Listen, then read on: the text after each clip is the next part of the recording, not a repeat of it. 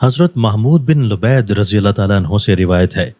کہ رسول اللہ صلی اللہ علیہ وآلہ وسلم نے فرمایا، دو چیزیں ایسی ہیں جن کو آدمی ناپسند ہی کرتا ہے، حالانکہ ان میں اس کے لیے بڑی بہتری ہوتی ہے۔ ایک تو وہ موت کو پسند نہیں کرتا، حالانکہ موت اس کے لیے فتنہ سے بہتر ہے، اور دوسرے وہ مال کی کمی اور ناداری کو نہیں پسند کرتا، حالانکہ مال کی کمی آخرت کے حساب کو بہت مختصر اور ہلکا کر دینے والی ہے۔ تشریح: واقعہ یہی ہے کہ ہر آدمی موت اور ناداری و افلاس سے گھبراتا ہے اور ان سے بچنا چاہتا ہے، حالانکہ موت اس لحاظ سے بڑی نعمت ہے کہ مرنے کے بعد آدمی دنیا کے دین سوز فتنوں سے مامون و محفوظ ہو جاتا ہے، اور مال و دولت کی کمی اس لحاظ سے بڑی نعمت ہے کہ ناداروں اور مفلسوں کو آخرت میں بہت مختصر حساب دینا ہوگا، اور وہ اس سخت مرحلہ سے بڑی جلدی اور آسانی سے فارغ ہو جائیں گے۔